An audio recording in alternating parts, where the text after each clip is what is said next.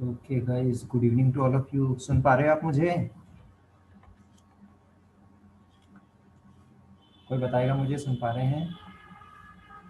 Yes, sir. Okay, great. So good evening एक बार पुनः आप सब लोगों को।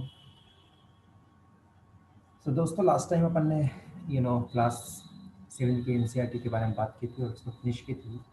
लास्ट टॉपिक जहाँ तक मुझे याद है, we talk about the advertisement of taste वाली दाल थी वो, बेस्ट टेस्ट दाल के बारे में बात की थी, और किसी ने एडवर्टाइजमेंट हमको इन्फ्लुएंस करते हैं, राइट। एंड बहुत सारी चीज़ें अपन ने देखी थी, तो आई होप आपको ये समझ में आया होगा। So today onwards we are going to talk about the at class NCERT, and it is one of the foundal, it is one of the, I would say, a fundamental NCERTs जो कि आपका एक base बनाएगी, right. और आने वाले time में 6, 7, 8, 9, इसके बाद 11, 12 जो भी आएगी। अब दोस्तों, अपन एक ये समझिए कि आप एक मैच्योरिटी के लेवल की साइड बढ़ रहे हैं अभी, ठीक है। 6 class, 7 class, 6, okay. Mike off कर लीजिए प्लीज़, जिसका माइक ऑन है। सो 8th क्लास की एनसीईआरटी, इसका मतलब ये कि हम एक मैच्योरिटी की साइड पर हैं। सो हमको बहुत ही अच्छी तरीके से समझना है, जो कॉन्सेप्ट है वो हमको यूज़ करना है, ठीक है। सो अब जैसे जैसे अपन आगे बढ़ेंगे, आपको थोड़ा सा और भी सचेत होना पड़ेगा। सो तो दोस्तों, आज चैप्टर का नाम था कुछ, चैप्टर का क्या नाम था, सोशल करके था कुछ, कि इंडियन कॉन्स्टिट्यूशन करके था। आई होप आपने देखा होगा पहले कि द इंडियन कॉन्स्टिट्यूशन, राइट। सो भारत के संविधान, इस तरह से इसका टाइटल है। सो दोस्तों, इस टॉपिक में हम बात करेंगे कि हाँ, भारत का संविधान क्या है, क्यों है, हमें संविधान की क्या ज़रूरत है, क्या बिना संविधान का अपना देश चल सकता है या नहीं चल सकता है, या फिर कोई भी देश, हिंदुस्तान या सॉरी पूरे वर्ल्ड में अगर कोई भी ऐसा देश है तो क्या वो बिना संविधान का चल सकता है या नहीं चल सकता है। हमारा संविधान के क्या फीचर्स है, salient features of the Indian constitution क्या है। साथ ही साथ हम बात करेंगे कि भाई साहब किस तरह से इवोल्यूशन हुआ है हमारे संविधान का। और साथ ही साथ हम बात करेंगे कि हम संविधान में इतना विश्वास करते हैं तो क्यों करते हैं, इसका हिस्टोरिकल बैकग्राउंड क्या है। कुछ छोटी छोटी चीज़ें हैं और अपन कोशिश करेंगे समझने की, क्योंकि छोटी छोटी चीज़ समझ के ही अपन बहुत बड़ी चीज़ को समझ सकते हैं। बूंद बूंद से घड़ा भरता है, तो अपन छोटी चीज़ से शुरू करेंगे और फिर 2021 में आप मेंस लिखोगे तब वहाँ पर एकदम बड़ा करिए। सो दोस्तों, अपन शुरू करते हैं कि आपने गेम या खेल के बारे में देखा होगा। कोई भी खेल होता है तो उसके कुछ रूल्स एंड रेगुलेशन होता है, ठीक है। क्यों होता है? वो इसलिए होता है भाई साहब कि कोई भी प्लेयर हो, चाहे वो किसी भी बैकग्राउंड से आता हो, वो उस रूल्स और नियम का अनुसरण करें। उसको क्या करना पड़ेगा भाई साहब? फॉलो करना पड़ेगा, कि आप कहीं से भी आओ, कैसे भी आओ, ठीक है। It doesn't matter at all. If you are playing in the ground, then you have to follow the rules and regulation, that's it, right. तो सिमिलरली दोस्तों, जो रूल्स एंड रेगुलेशन होते हैं, अगर हम उसको अगर हम उसको एक डॉक्यूमेंट में फॉर्म कर दें, हम एक डॉक्यूमेंट में बना दें, तो दोस्तों उसको हम बोलेंगे क्या? Constitution. So constitution is nothing but this set of rules and regulation. Rules and regulation ही तो होता है भाई साहब।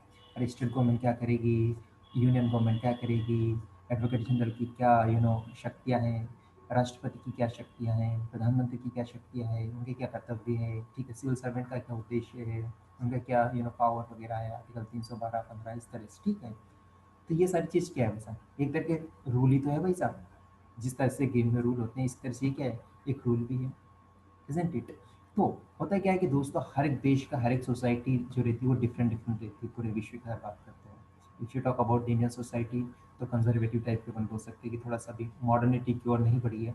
दो we are moving towards the modernity, ठीक है, नई नई चीज़ों को अडॉप्ट कर रहा है। बट एक बहुत अच्छा स्टेटमेंट है कि India is a modern country with the traditional mind. जो माइंड रहता है ना हमारा दिमाग है, वो ट्रेडिशनली है। We are moving towards the modernity.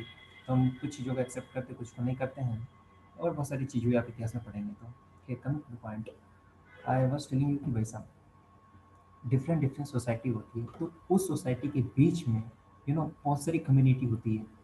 In context of India की अपन बात करें तो देखिए दोस्तों, लेट्स से कास्ट होती है, लेट्स से एससी और एसटी की बात करते हैं, ओबीसी और जनरल की बात करते हैं, ठीक है। सो दोस्त देखिए, एस सी एक कास्ट होती है, लेकिन इसके अंदर भी बहुत सारी सब कास्ट होती है। सिमिलरली एस टी के अंदर भी मोर देन थाउजेंड इतनी कास्ट होती है कि अभी तक उन पर रिसर्च ही चलता रहता है कि ये कास्ट भी होती है, ये भी सब कास्ट होती है। इसी तरह ओबीसी में भी होती है, ठीक है। इस तरह जनरल में भी होती है, ठीक है। ब्राह्मण की एक दो तीन कास्ट होती है, जैसे एक द्वितीय ब्राह्मण होता है, एक जो रिचुअल्स वगैरह परफॉर्म करते हैं वो अलग होते हैं, एक जो क्या बोलते हैं उसको, जो क्रियाक्रम होता है ना, मर जाने के बाद में उसको कुछ करवाना नदी वदी में, उस करके अलग अलग डिफरेंट डिफरेंट काइंड के होते हैं। एक शादीशुदा शादी वादी करवाते हैं, मंत्र वगैरह होते हैं। ये भी क्या है, ब्राह्मण के अंदर भी कास्ट होती है। एवरी सोसाइटी, हर एक सोसाइटी जो होती है ये वाली, तो उसमें डिफरेंट डिफरेंट टाइप की क्या होती है, कम्युनिटी होती है, ठीक है भाई साहब। तो आप प्रॉब्लम ये आती है कि भाई साहब देखिए, लेट से कोई कास्ट बोले कि चलो, ये बोलते ओबीसी वाले बोलते कि चलो भाई हमको तो ये रूल चाहिए और ये इसी तरह का संविधान बनना चाहिए। लेकिन ऐसा तो नहीं होना होता है दोस्तों। क्यों? क्योंकि इस देश में सब लोग रहते हैं। तो इसलिए क्या है कि दोस्तों, अपने को पूरी कम्युनिटी की जो कंसेंसस रहती है, एक सहमति रहती है, उसको हमें फॉलो करने की आवश्यकता होती है, isn't it? और सारी कम्युनिटी का जो मेन कंसर्न रहता है, अगर उसको हम सॉल्व करते हैं, तो इसके बाद में जो हम रूल्स एंड रेगुलेशन बनाते हैं कंसेंसस के साथ, सहमति के साथ, और उस कंसेंसस के साथ जो रिटर्न फॉर्म में हमारे पास डॉक्यूमेंट आता है दोस्तों, उसी को हम बोलते हैं संविधान, उसी को बोलते हैं हम कॉन्स्टिट्यूशन। ये बात आपको समझ में आई? आगे हम बात करें कि भाई साहब हमें संविधान की क्या ज़रूरत है, क्या रिटर्न फॉर्म में है, और हमको रिटर्न फॉर्म में किस तरह से मिला, क्यों मिला, और थोड़ी बहुत हिस्ट्री के बारे में हम बात करेंगे, isn't it? So we have just discussed about हमें क्यों चाहिए कॉन्स्टिट्यूशन। सो क्या रियली में अगर कोई देश है तो क्या उसको संविधान की जरूरत होती है? Why does a need, why does a country need a constitution? किसी भी देश को एक संविधान की जरूरत क्यों होती है? Well, we talk about it later. See, ये देख सकते हो, ये अपने first prime minister of India Shri Pandit Jawaharlal Nehru ji भाषण वगैरह दे रहे हैं। दिस द कॉन्स्टिट्यूशन असेंबली, सभा है ये। संविधान वगैरह फ्रेम वगैरह हुआ था, यहाँ पर ड्राफ्ट वगैरह हुआ था, सारी चीज़ें होती हैं, isn't it? So it's beautiful picture. You can see history of 1946. So दोस्तों ऐसा होता है कि सबसे पहले जो इंडियन नेशनल कांग्रेस कांग्रेस है, जो आपको पता है आजकल राहुल गांधी जी और सोनिया गांधी जी उनके आधार पर चल रही है कांग्रेस। तो ये कांग्रेस का फॉर्मेशन हुआ जिसे बोलते हैं इंडियन नेशनल कांग्रेस, ठीक है, आईएनसी। इसका फॉर्मेशन आपको पता होगा 1885 में हुआ था, ठीक है। और एक ए ओ करके बनता था, एक व्यक्ति था, सिविल सर्वेंट कंपनी का। तभी तो बोलते हैं ये विदेशों की नो पार्टी। कभी कभी बीजेपी वाले उनको क्रिटिसाइज करते हैं, तो उनके द्वारा फॉर्मेशन की गई था। बोला भी जाता है कि कांग्रेस एक सॉफ्ट प्रेशर वॉल की तरह इसको यूज़ किया जाता है। मतलब प्रेशर कुकर में क्या होता है, बहुत सारा प्रेशर आ जाता है ना, इसके बाद उस वॉल को खोल दो तो पूरा प्रेशर निकल जाता है। इस तरह एक सेफ्टी वॉल की तरह इसको कांग्रेस को उसमें यूज़ करने के लिए ऐसा बनाया गया था, ऐसे काफ़ी हिस्टोरियन का मानना है। बाकी आप इतिहास पढ़ेंगे तो और आपको चीज़ समझ में आती है।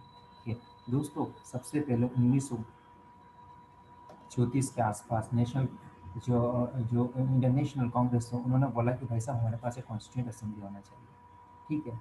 क्यों? क्योंकि भाई हमें संविधान बनाना है, ठीक है। सो वर्ल्ड वॉर सेकेंड हुआ, ठीक है, 39 के आसपास से 45 तक चला, आपको पता है 1939 से 1945 के आसपास। सो इसके जो वार हुआ ना, इस समय क्या है कि जो ब्रिटिशर्स थे वो चाहते थे कि भाई इंडियन वाले हमको सपोर्ट करें। लेकिन गांधी जी और ये बड़े बड़े अपने नेशनल लीडर थे, उन्होंने अपोज कर दिया और बोला कि नहीं भाई साहब, हमको आज़ादी चाहिए। हम क्या चाहते हैं? आज़ादी किससे? अंग्रेजों से, ठीक है। हम आज़ादी चाहते हैं, इसलिए हमको आज़ादी चाहिए। अगर आप हमको आज़ादी देते हो तो हम आपको सपोर्ट करते हैं। फिर उन्होंने बोला था कि हम इस तरह से आपको आज़ादी वगैरह दे देंगे, कुछ कर देंगे, लेकिन उन्होंने फाइनली मना कर दिया। तो बोले हम कोई सपोर्ट नहीं करेंगे, हमको आज़ादी चाहिए, हम कॉन्स्टिट्यूशन फ्रेम करेंगे, ठीक है। तो इस तरह से दोस्तों कॉन्स्टिट्यूंट असेंबली उसका फॉर्मेशन होता है। वो जो पहली मीटिंग हुई थी सबसे पहले 9 दिसंबर 1946 को हुई थी। याद रखना, कभी कभी पूछते हैं कि सबसे पहले कॉन्स्टिट्यूंट असेंबली की जो बैठक हुई थी वो कब हुई थी। याद रखिए 9 दिसंबर 1946 को, ठीक है। तो इस तरह से फिर यहाँ पे भी ड्राफ्ट वगैरह यह सारी चीज़ हुई थी। तो दोस्तों 1946 के बीच में और 1949 के बीच में sorry, let me drink water, मुझे थोड़ा सा पानी पीजिए जस्ट से ना, एक second.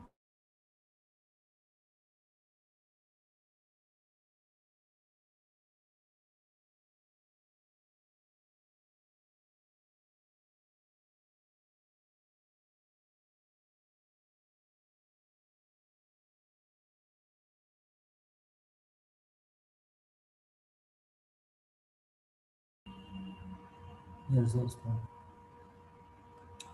So yes, we are talking about the कि since 1946 से लेकर 1949 के बीच लगभग 2 साल 11 महीने 18 दिन में 2 साल 11 महीने 18 दिन में हमारा संविधान बन के तैयार हुआ था. ठीक है दोस्तों, इतना टाइम लगा था. तो आपको पता है कि अंग्रेजों ने लगभग लगभग 150 साल तक हमारे ऊपर राज किया. ठीक है. तो इसके दौरान हमारे बहुत ही ग्रेट लीडर्स थे. डॉक्टर बी आर अम्बेडकर, पंडित जवाहरलाल नेहरू, महात्मा गांधी, बाल गंगाधर तिलक और डिफरेंट सरदार पटेल.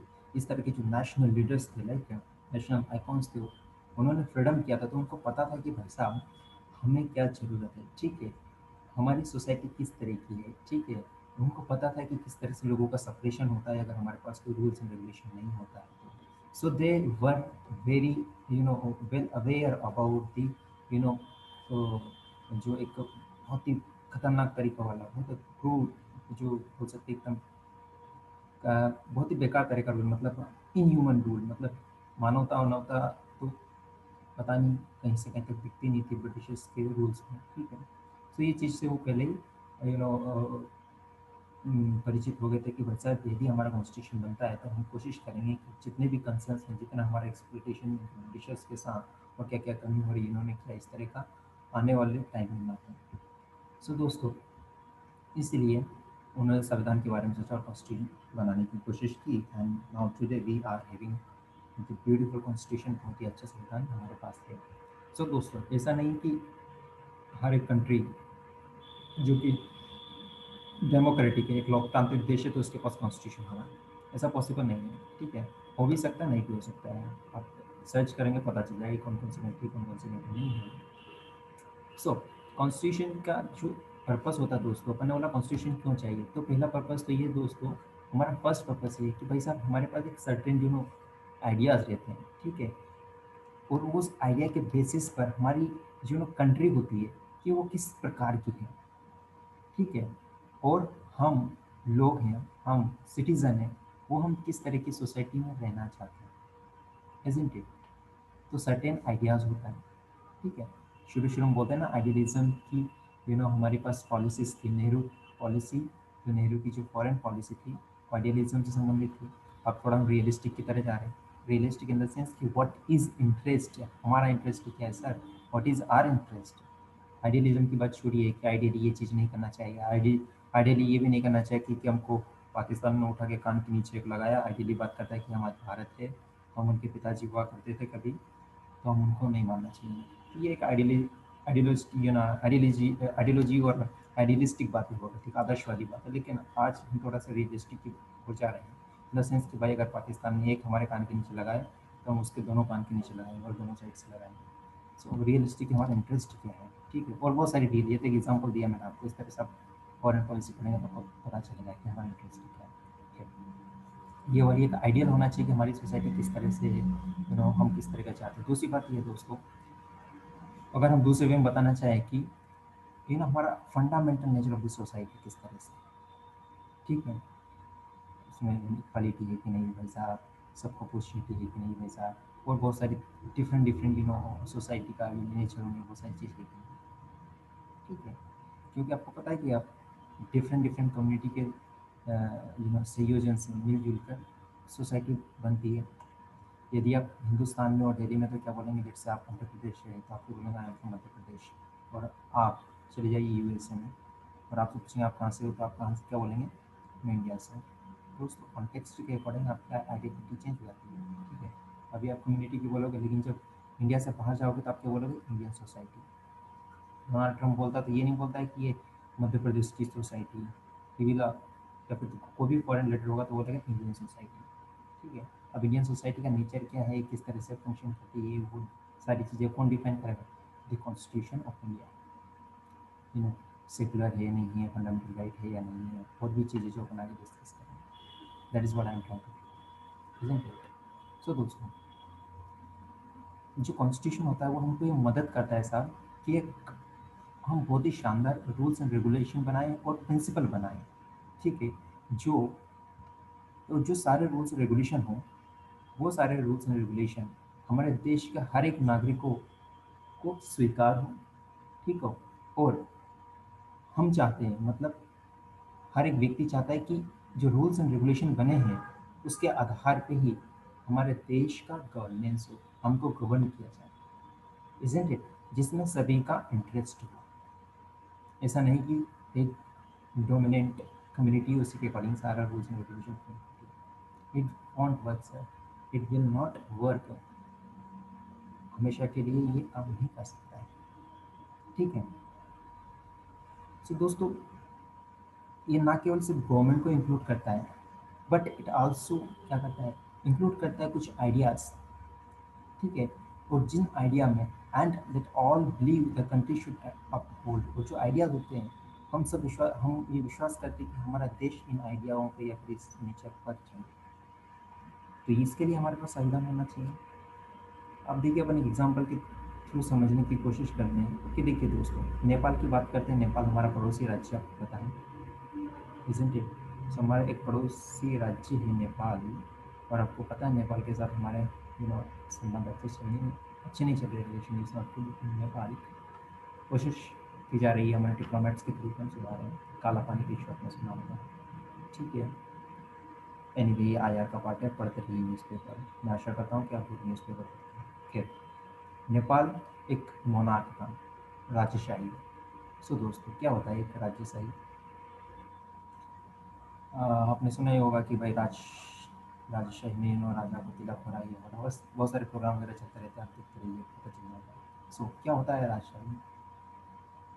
तो क्या हुआ दोस्तों, नेपाल जो था, ठीक है, उनके पास कॉन्स्टिट्यूशन था, वो 1919 में अडॉप्ट किया था। और उसमें ये रिफ्लेक्ट करता था कि जो राजा होगा, ठीक है, वो फाइनल अथॉरिटी, ठीक है, मेरा वचन ही मेरा शासन वाली बात है। सो दोस्तों को सो वहाँ के जो लोग थे, उनको ये बात समझ में नहीं आई कि यार ये राजा तो कुछ भी बोल सकता है। तो वहाँ के लोगों ने एक मूवमेंट किया, ठीक है, सालों साल, 10 साल तक मूवमेंट किया, और 2006 में वहाँ की जगह उन्होंने डेमोक्रेसी का एस्टेब्लिशमेंट करवाया। तो फाइनली उन्होंने क्या किया दोस्तों, राजा को बोला कि राजा जी, आप आपके घर के राजा रहिए, हमारा देश चलेगा संविधान से। एंड पीपल ने क्या बोला कि भाई साहब, हमको एक रिटर्न कॉन्स्टिट्यूशन चाहिए और एक नया संविधान चाहिए, new constitution, and the constitution should be on the based of the democratic nature, लोकतांत्रिक आधार पर होना चाहिए।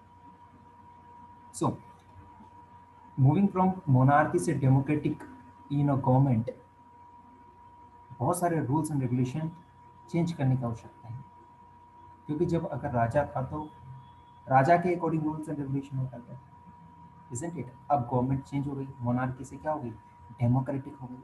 सो डेमोक्रेटिक जो लोग थे, उनकी क्या नीड होगी, उसके according rules and regulation frame किया जाएगा और नया संविधान बनाया जाएगा।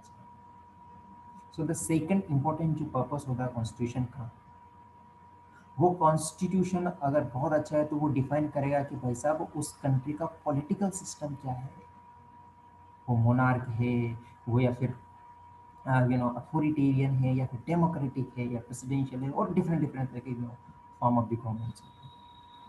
ये बात आपको समझ में आई?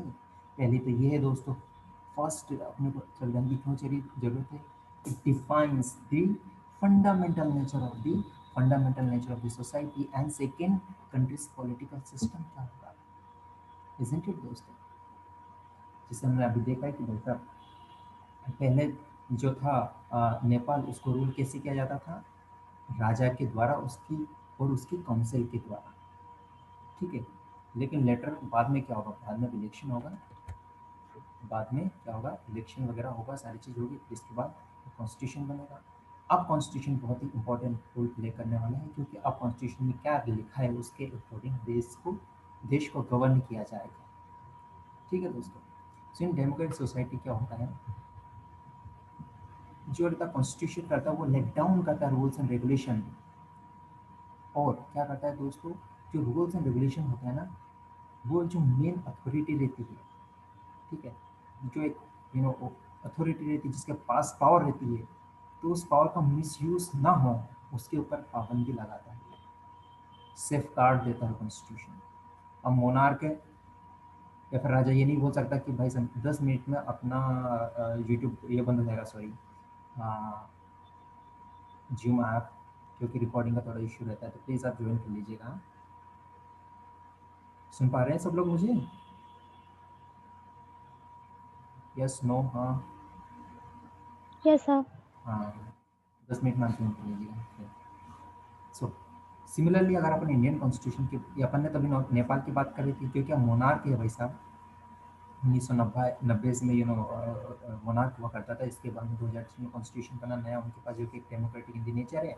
फिर अब जो रूल्स एंड रेगुलेशन फॉर्म किया गया है वो एक कॉन्स्टिट्यूशन के फॉर्म में किया है, और कॉन्स्टिट्यूशन में क्या लिखा है उसी के अकॉर्डिंग नेपाल देश चलेगा। सो यदि हम भारत देश की बात करते हैं दोस्तों, तो भारत देश में भी हमारे पास संविधान है और हमारे पास है फंडामेंटल राइट। और आपको पता है कि फंडामेंटल राइट 12 आर्टिकल 12 से लेकर 35 के बीच में जो आर्टिकल्स है वो हमारे फंडामेंटल राइट होते हैं। And if anybody violates the fundamental right against individual और अदर कोई भी होता है, तो हम direct we can go to the supreme court. हम सुप्रीम कोर्ट जा सकते हैं या हाई कोर्ट जा सकते हैं। किसका माइक ऑन है? प्लीज बंद कर दीजिए। क्या एफएम चला दी क्या किसी ने? ये क्या हो रहा है भाई? किसका माइक ऑन है देख लीजिए। हाँ प्लीज़ यार बंद कर करके थोड़ा सा। हाँ, सो आप सुप्रीम कोर्ट जा सकते हैं, हाई कोर्ट जा सकते हैं। आर्टिकल 32, जिन्हें डॉक्टर बी आर अम्बेडकर ने क्या बोला था, article 30 is the soul, heart and soul of the constitution of India. क्यों? क्योंकि भाई सारे फंडामेंटल राइट होते हैं वो इसके थ्रू ही इन्फोर्स होते हैं। सो इसी तरह से हमारे पास फंडामेंटल राइट होते हैं।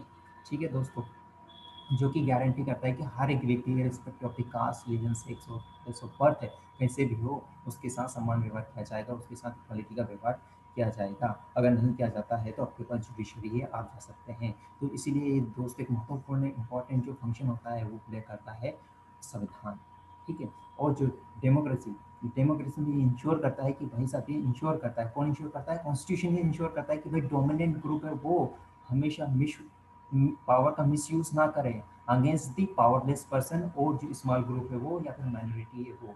Isn't it? लेट्स से एक से व्यक्ति इंडिया में बहुत ही पावरफुल, लेट्स हम मोदी जी की बात करते हैं, आज प्राइम मिनिस्टर है और वो कुछ भी कर सकते हैं। आज रात को 8 बजे 8 नवंबर 2016 को अगर टेलीविजन पर आके बोल सकते कि भाइयों बहनों आज से 500 और 1000 के नोट बंद होंगे, हो जाएंगे। लेकिन कल को यदि वोट बोल दे कि कॉन्स्टिट्यूशन वगैरह चेंज हो जाएगा, ये हो जाएगा, तो इतनी सारी चीज़ें हम एक्सेप्ट कर लेंगे। तो कुछ पावर्स वगैरह होती है, आप पढ़ोगे कि क्या क्या पावर्स होती है, क्या कर सकते हैं। ठीक है, लेकिन ऐसा नहीं कि कुछ भी आके बोलते हैं। ठीक है, क्योंकि हमारे पास संविधान है सर। तो नो बडी, और आपने पढ़ा होगा कि रूल ऑफ लॉ है सर हमारे पास। क्या सर? Rule of law. इसका मतलब क्या था? Rule of law mean sir nobody is about the law. Nobody, nobody, कोई भी कानून से ऊपर नहीं होता है। Even the president of India, president of India sir, head of the state, ceremonial head of the state, वो भी लॉ के बराबर नहीं होता है। अगर आपने कुछ, जैसे आपने चोरी की है, आपने चोरी की है और जैसे राष्ट्रपति ने भी चोरी की है, तो दोस्तों जो नियम कानून, जो कानून लगेगा आपके लिए वही कानून उनके लिए ही लगेगा, एक्सेप्ट कुछ कुछ इनके पास प्रिविलेजेस होते हैं, वो छोड़कर बाकी रूल्स रेगुलेशन कॉन्स्टिट्यूशन जो भी होगा सब चीज़ एक जैसी होगी। इसी को बोलते हैं रूल ऑफ लॉ। मतलब कोई भी, चाहे आप कहीं से भी बिलोंग करते हो, किससे भी हो, आप किसी भी कॉन्स्टिट्यूशन पोजीशन को आप सब बराबर हैं। Isn't it? सो तो दोस्तों अपन ने बात की कि जो होता है कॉन्स्टिट्यूशन वो certain types of rules and regulation को कंटेन करता है। ठीक है, और वो माइनॉरिटी को एक्सक्लूड नहीं करता है। ठीक है, नहीं तो क्या होगा कि भाई साहब जो मेजोरिटी है उसका एक्सप्लॉइटेशन करेगी या फिर उसके साथ अच्छे से व्यवहार नहीं करेगी। सो another reason why we have a constitution is precisely, precisely to prevent this tyranny or domination of the majority of minority। मतलब कि भाई साहब जैसे कि 5 लोग एकदम, मान लीजिए अच्छे मिनिस्टर्स वगैरह हैं, होम मिनिस्ट्री और defence minister, external affair minister के जो भी मिनिस्टर वगैरह है, 5 लोगों की कैबिनेट है और वही कैबिनेट एकदम पूरे देश को चलाए और उनके हिसाब से रूल्स एंड रेगुलेशन चले। तो ये चीज़ ना हो इसके लिए हमारे पास कॉन्स्टिट्यूशन है, क्योंकि उनको भी रिस्पॉन्सिबल होना पड़ता है लोगों के लिए। ठीक है, so that is why we need a constitution to save from us. हमको खुद को, अरे भाई साहब हमको हमारे से ही बचाने के लिए हमको कॉन्स्टिट्यूशन की ज़रूरत है। आप बोल रहे हो यार ये क्या बात हो रही है, हमको खुद को हमसे बताने के लिए? अरे हाँ भाई साहब, क्यों? क्योंकि देखिए भाई साहब, आप क्या करते हो, हम लोग इलेक्शन वगैरह में पार्टिसिपेट करते हैं और हम जिसको वोट देते हैं, जिस पार्टी को वोट देते हैं या जिस कैंडिडेट को वोट किया, वो सिलेक्ट होकर कहाँ जाता है, सॉरी इलेक्ट होकर कहाँ जाता है सर? वो पार्लियामेंट में जाता है सर। सो पार्लियामेंट में दिया तो मतलब क्या है, अरे भाई साहब आपका रिप्रेजेंटेटिव है, और कल को वो बोलता है कि नहीं भाई साहब अब तुम क्या करेंगे, जो पार्लियामेंट है ना हम करते हैं भाई साहब, ये पार्लियामेंट वाली फॉर्म गवर्नमेंट उसको हटाओ सर, एकदम डिक्टेटरशिप लेके आओ, एकदम हिटलर वाली चीज़ लेके आओ, और हिटलर बोलेंगे बस वही करेंगे, ये वाली बात होना चाहिए हमारे पास, ताकि हम गरीबी हटा दें, हम 20 लाख रुपए आपके खाते में पहुंचा दें, हम सबको एक एक जॉब दे दें, जिनकी शादी नहीं हो रही उनकी शादी करवा दें, मतलब ऐसी फालतू की बकवास चीज़ों के लिए अगर ऐसा वो बोले, तो दोस्तों ऐसा अगर ये चीज़ करने की कोशिश करे तो हमारा संविधान है ना दोस्तों, वो उनको अलाउ नहीं करता है। तो इसीलिए दोस्तों we need a good constitution that does not allow home to change basic structure. हमारा जो बेसिक स्ट्रक्चर है दोस्तों, हमारा पॉलिटिकल स्ट्रक्चर है, वो इस तरह की जो हिटलर टाइप के व्यक्ति है उनको अलाउ नहीं करता है, उनको ये अनुमति नहीं देता है कि आप बेसिक स्ट्रक्चर को चेंज करें। बेसिक स्ट्रक्चर कॉन्स्टिट्यूशन के फॉर्म में भी आप पढ़ेंगे तो एक अलग चीज़ होती है कि what is the basic structure, कुछ रूल्स एंड रेगुलेशन होगा that can not be change है। ठीक है, डिफरेंट डिफरेंट केसेस है, उसके बारे में आप जाके पढ़िए, आपको पता चल जाएगा। ठीक है, केशवानंद भारती केस आपको पता है 1793 वाला, वहाँ से ये डॉक्ट्रिन निकल के आती है कि बेसिक स्ट्रक्चर इजंट इट, ऐसा बोला जाता है कि parliament can change any part of the constitution of India but except the basic structure of the constitution. ठीक है, क्या क्या है वो आप पढ़ना, पता चलेगा, आगे अगर आएगा तो बताऊँगा। चलिए आगे अपन चलते हैं। आई होप आपको यहाँ तक समझ में आया। 3 मिनट बाद अपना वीडियो बंद हो जाएगा, बीच में कीजिए। आप की फीचर्स की मैंने आपको बात की थी कि हमारे भारत संविधान के सेलियंट फीचर या की फीचर क्या है। दोस्तों आपको पता है कि हमारे पास बहुत ही तरीके से प्रताड़ना हुआ करती थी, हमारे पास बहुत ही बेकार कंडीशन हुआ करती थी, लाइक वर्स्ट कंडीशन हुआ करती थी जब हमारे पास 150 साल के आसपास ब्रिटिश ने रूल किया। ठीक है, तो दोस्तों उसमें नेशनल मूवमेंट चला, तो नेशनल मूवमेंट चला तो दोस्तों हम इन चीज़ों से वाकिफ़ हो गए थे कि भाई साहब हम यदि एक अच्छा कॉन्स्टिट्यूशन बनाना चाहते हैं, ठीक है, तो हमने जो समस्या वगैरह हुई है चली है, ठीक है, वो आगे ना हो, ये हमने ऑलरेडी फील किया था। ठीक है, सो जब हम कॉन्स्टिट्यूंट असेंबली वगैरह में डिबेट कर रहे थे, हमारे लीडर्स उन्होंने इमेजिनेशन कर लिया था कि वैसा इस तरीके हमारा फ्री भारत होगा, फ्री इंडिया होगी, so that every one can be you know good citizen और ह्यूमन बींग, और उनका एग्जिस्टेंस भी वो महसूस कर सके। right? ये देख सकते हो सरदार पटेल जी, लोह पुरुष जिसे बुलाए जाते हैं, सिविल सर्विस जो अपनी होती है उनमें इनका बहुत ही बड़ा योगदान है। क्या है 20, आप इनके बारे में पढ़िए कि सिविल सर्विस में, जो सिविल सर्विसेज जिसका तैयारी कर रहे हैं उनमें सरदार वल्लभ भाई पटेल जी का योगदान है। ठीक है, आपको याद होना चाहिए कि जो सिविल सर्विस है उनको बोलते हैं steel body of the steel body क्यों बोलते हैं sir, steel body of the इस तरह से क्यों बोला जाता है, क्योंकि भाई साहब जो ब्यूरोक्रेसी होती है ना भाई साहब, रियल में देश को यही चलाते हैं, जो IAS IPS और ये सारी चीज़ें होती हैं। क्योंकि दोस्तों रूल्स एंड रेगुलेशन जो बनता है इसके बाद में इसके पास आता है, पार्लियामेंट से रूल्स एंड रेगुलेशन बन गए, इम्प्लीमेंटेशन की बात आती है तो ब्यूरोक्रेसी के पास आती है। ब्यूरोक्रेसी नौकरशाही में कौन होता है, आप जैसे हिंदी से लोग ही रहते हैं, अगर वो ठीक से रूल्स एंड रेगुलेशन अगर ठीक से नहीं करेंगे तो पार्लियामेंट में कितने अच्छा लॉ पास कर दिया जाए, कोई मतलब नहीं जाएगा। और स्टील बॉडी इसको इसलिए भी कहा जाता है क्योंकि ये हमेशा ब्रेक नहीं होती। आप IAS बन गए तो you will be IAS for life time, अगर आप कुछ गलत काम नहीं करते हो तो। ठीक है, तो रहेंगे, लेकिन जो एक परमानेंट एग्जीक्यूटिव होते हैं, ठीक है, लेकिन जो टेम्परेरी एग्जीक्यूटिव, मतलब क्या गवर्नमेंट की बात कर रहा हूँ, टेम्परेरी एग्जीक्यूटिव होते हैं वो 5 साल के लिए होते हैं। आपको पता है इलेक्शन होता है, वो लोकसभा का इलेक्शन होता है 5 साल के लिए, अगर डबल से वोट उनको मिले जीते तो वो वापस आएंगे पावर में, अदरवाइज वो 5 साल के बाद अपने घर चले जाएंगे, फिर वो वापस इनके लिए जो है नेता वो बन के रहेंगे। लेकिन आप ऐसा नहीं है, आप परमानेंट एग्जीक्यूटिव 5 साल जॉब करें, 10 साल जॉब करो, 5 साल में का पता नहीं होगी हो जाओगे मिनिस्टर, उसको में चल जाओगे, सेक्रेटरी वगैरह कम करना और मस्त पॉलिसी वगैरह कम करना, तो ये सारी चीज़ें होती है दोस्तों। ठीक, कम्युनिटी का नहीं।